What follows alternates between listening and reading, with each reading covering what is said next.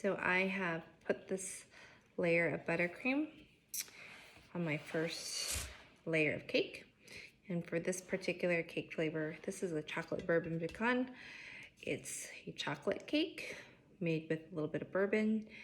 There's vanilla buttercream, and I am drizzling a layer of maple caramel.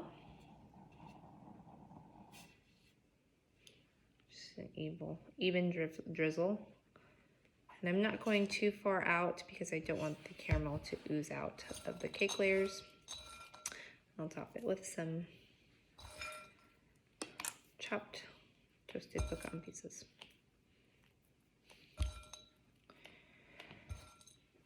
Okay, next layer.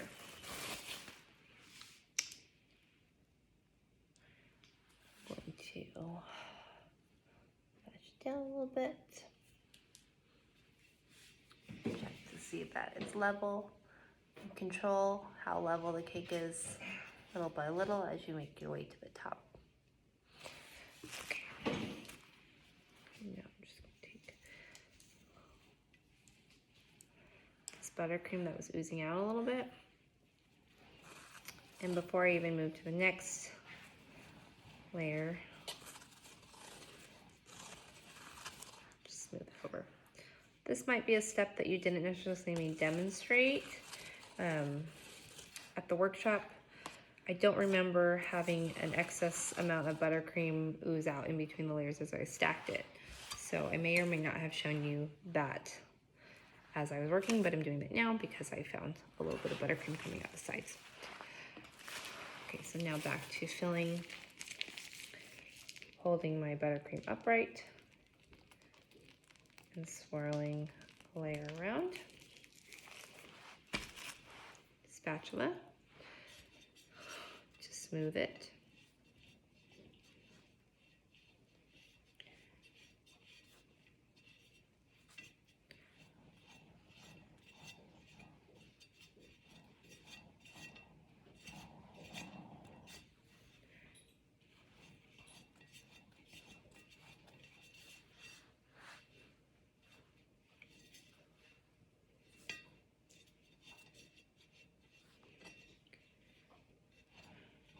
Okay.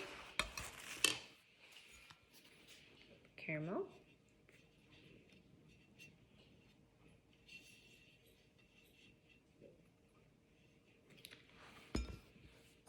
Pecans.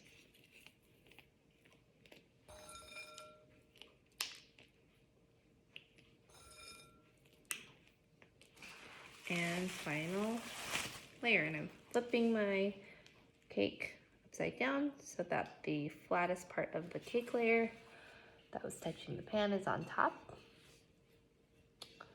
like so. Checking to make sure that it is even, straight.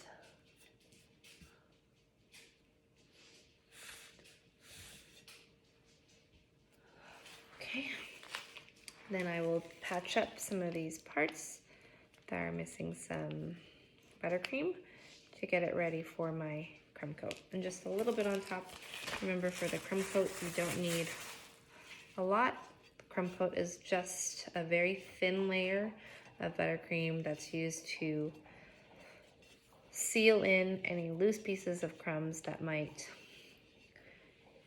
come out of your cake while you're assembling, so that when you go to do a final coat, you don't have any crumbs in your frosting.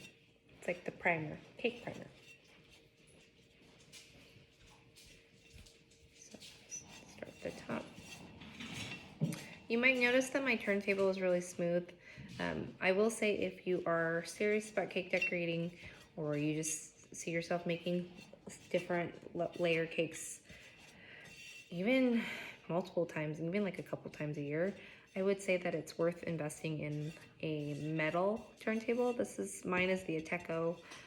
I don't know the exact model name, but that's the brand Ateco, and it does spin a lot more fluidly compared to the plastic ones. I think the price difference is substantial. I think like this might be $50 or $60. I'm not sure what the retail value is now, but if that's something that you see yourself doing, I would highly recommend getting a metal one. The plastic ones are great if you are a light hobbyist or you think you might do it on occasion. It's definitely better than not having a turntable. But the metal ones are really, you can see, it's just very fluid. So I'm doing that. Now I can use my scraper to get it ready for the crumb coat by holding this at a 90-degree angle, like so, but a 45-degree angle against my cake so I can scrape some of that excess buttercream, like that.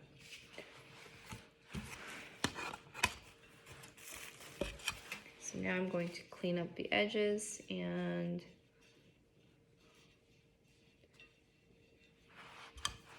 pop this in the fridge.